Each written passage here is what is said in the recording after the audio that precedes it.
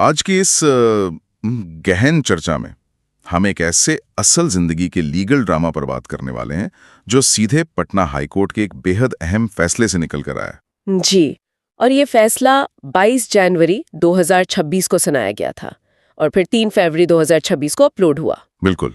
तो हमारे श्रोताओं के लिए मैं बता दूं कि इस पूरी चर्चा का मुख्य उद्देश्य ये समझना है कि कैसे एक पुलिस केस जो कागजों पर देखने में एकदम लोहे जैसा मजबूत और पूरी तरह से वाटर टाइट लगता है, वो अदालत के अंदर कानूनी प्रक्रियाओं और ठोस सबूतों की कमी के कारण ताश के पत्तों के महल की तरह भरभरा कर गिर जाता है। चलिए इसको थोड़ा विस्तार से समझते हैं। इस केस की जड़ में जो सिद्धांत काम कर रहा है वो है बियॉन्ड रीजनेबल डाउट, यानी उचित संदेह से परे जाकर अपराध साबित करना। ये मामला मुख्य रूप से धमालू पांडे उर्फ अजय कुमार पांडे के बरी होने से जुड़ा है। हाँ, और ये हमें दिखाता है कि हमारे क्रिमिनल जस्टिस सिस्टम में सिर्फ आरोप लगा देना या किसी को गिरफ्तार कर लेना ही काफी नहीं होता है। सही बात है। अभियोजन पक्ष यानी प्रोसिक्यूशन पर यह साबित करने का पूरा भार होता है कि पुलिस की कहानी में कोई भी कानूनी झोल नहीं है। जब हम इस फैसले की परतों को उधेड़ते हैं ना, तो पता चलता है कि सबूतों का भार कितना महत्वपूर्ण होता है। तो अगर हम प्रोसिक्यूशन की नजर से देखें तो शुरुआत में ये कहानी किसी एक्शन थ्रिलर से कम नहीं लगती। बिल्कुल।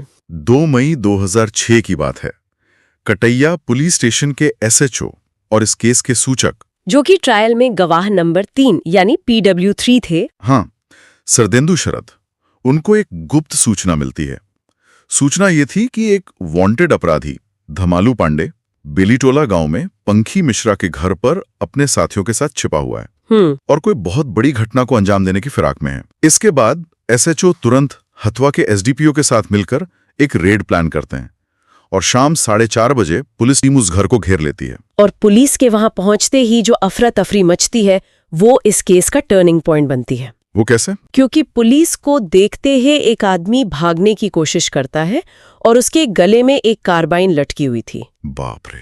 पुलिस उसे धर दबोचती है।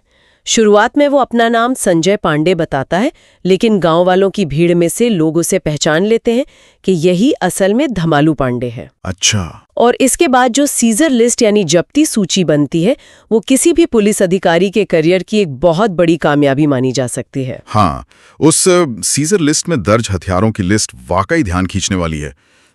उसके पास से एक 9 mm की कार्बाइन बरामद हुई, जिसकी मैगजीन में 10 जिंदा कारतूस लोड थे।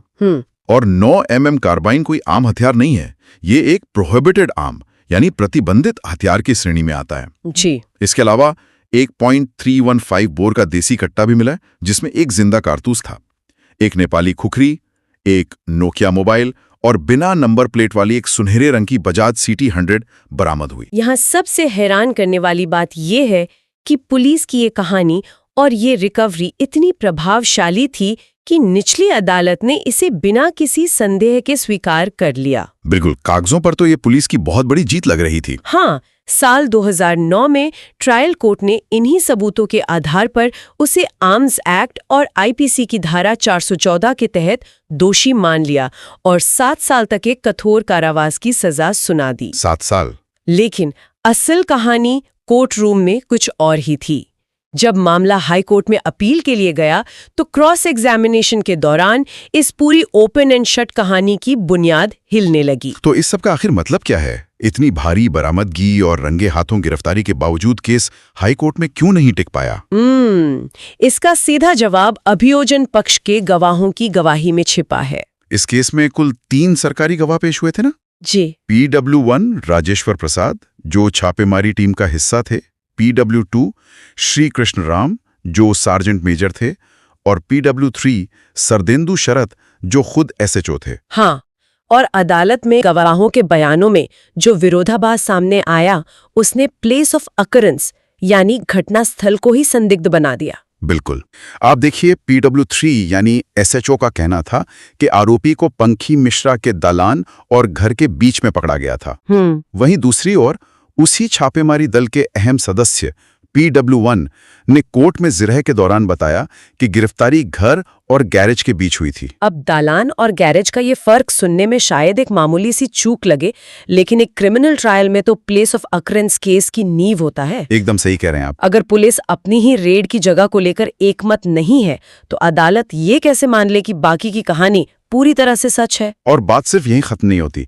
मैंने पढ़ा कि PW1 तो जिरह के दौरान उस जगह की चौहद्दी तक नहीं बता पाए। हाँ, ये बहुत बड़ी बात है। चौहद्दी न बता पाने का मतलब है कि पुलिस का वो गवाह उस जगह की भौगोलिक स्थिति, जैसे आसपास क्या था, रास्ते किधर थे, ये सब बताने में पूरी तरह नाकाम रहा। और इसके साथ ही मैं एक बहुत महत्वपूर्ण कानूनी बिंदु समझाना चाहूंगी। जी बताइए। जब पुलिस ने ये कार्बाइन और देसी कट्टा जब्त किया था ना, तो नियम के मुताबिक सीजर लिस्ट पर 2 स्वतंत्र गवाहों बैजनाथ मिश्रा और जगन्नाथ मिश्रा के दस्तखत लिए गए थे। लेकिन हैरानी की बात ये रही कि पूरे ट्रायल के दौरान इन दोनों में से किसी भी स्वतंत्र गवाह को गवाही के लिए कोर्ट में लाया ही नहीं गया। अरे तो मतलब बिना स्वतंत्र गवाहों के जब्ती की पूरी प्रक्रिया ही शक के घेरे में आ जाती है। बिल्कुल। हमारे कानून में स्वतंत्र गवाहों का प्रावधान इसलिए है ताकि पुलिस की शक्तियों पर चेक रखा जा सके। जब आप उन स्थानीय गवाहों को कोर्ट में पेश ही नहीं करते जिन्होंने कथित तौर पर रिकवरी होते हुए देखी थी, तो वो पूरी सीजर लिस्ट सिर्फ एक पुलिसिया दावा बनकर रह जाती है। लेकिन इस केस की जो सबसे बड़ी विडंबना है वो ये रही कि इन्वेस्टिगेटिंग ऑफिसर यानी आईओ उसमें कोर्ट में गवाही नहीं दी। जी, ये कोई छोटी मोटी भूल नहीं थी। जिस पुलिस अधिकारी ने असल में इस पूरे केस की अहम जांच की, गवाहों के बयान दर्ज किए, घटनास्थल का नक्शा तैयार किया, वो ट्रायल के दौरान गायब रहा। अगर हम इसको बड़े पैमाने पर देखें तो आयोग का गवाही न देना बचाव पक्ष के लिए एक बहुत बड़ा नुकसान, या लीगल टर्म्स में कहें तो प्रेजुडिस पैदा करता है। इस संदर्भ में सुप्रीम कोर्ट के 2 अहम फैसलों का जिक्र करना जरूरी है। बिहारी प्रसाद बनाम स्टेट ऑफ बिहार और सैयद इब्राहिम बनाम स्टेट ऑफ आंध्र प्रदेश। अच्छा, इन फैसलों में क्या कहा गया है? इन फैसलों के अनुसार हालांकि हर केस में आयोग का ना आना केस को स्वतः खारिज नहीं करता, लेकिन जिन मामलों में पुलिस के गवाहों के बयानों में विरोधाभास हो, वहां आयोग का होना अनिवार्य हो जाता है। क्योंकि अगर आयोग गवाही नहीं देता है तो घटनास्थल का नक्शा ही साबित नहीं हो पाता। बिल्कुल। और सबसे बड़ी बात, बचाव पक्ष को पुलिस के गवाहों के विरोधाभासों पर आयोग से सवाल पूछने का मौका ही नहीं मिलता। सही बात है। डिफेंस का वकील आयो से ही तो पूछेगा कि एसएचओ ने आपको जांच के दौरान क्या बताया था। जब आयो है ही नहीं तो डिफेंस क्रॉस एग्जामिनेशन कैसे करेगा? आयो की अनुपस्थिति ने पुलिस की कहानी को पूरी तरह से खोखला कर दिया। लेकिन जो अधिकारी कोर्ट में गवाही देने आए भी, जैसे वो हथियारों की जांच करने वाले सार्जेंट मेजर, अरे हाँ, PW2 की गवाही, ये तो इस पूरे केस का सबसे तकनीकी और एक तरह से सबसे हास्यास्पद पहलू बन गया। पुलिस ने जो 9 mm कार्बाइन और कारतूस बरामद किए थे, उन्हें जांच के लिए इन्हीं सार्जेंट मेजर के पास भेजा गया था। लेकिन जब कोर्ट में उनसे जिरा हुई तो उन्होंने बेझिझक मान लिया कि उनके पास हथियारों की जांच का कोई विशेष प्रशिक्षण या स्पेशलाइज्ड ट्रेनिंग है ही नहीं। और बात सिर्फ ट्रेनिंग की नहीं है, उन्होंने कोर्ट में खुद माना कि उसने 9 mm कार्बाइन या देसी कट्टे को चलाकर यानी टेस्ट फायर करके देखा ही नहीं। ये तो वैसा ही हुआ कि बस बाहर से देखकर बता दिया कि हाँ भाई हथियार काम कर रहा है। एकदम।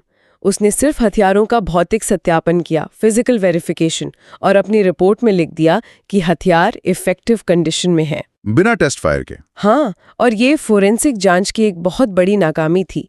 सुप्रीम कोर्ट ने जगतार सिंह बनाम स्टेट ऑफ पंजाब केस में स्पष्ट किया है कि बिना फायरिंग पिन चेक किए या बिना फायर किए किसी भी हथियार को चालू हालत में नहीं माना जा सकता। जाहिर है, आर्म्स एक्ट के तहत केस का आधार ही यही है कि हथियार असल में जानलेवा है, न कि लोहे का कोई बेकार टुकड़ा। और बिना बैलिस्टिक रिपोर्ट के दी गई वो राय कोर्ट में टिक ही नहीं सकती थी। चलिए अब केस के आखिरी और सबसे बड़े लूप होल की तरफ बढ़ते हैं।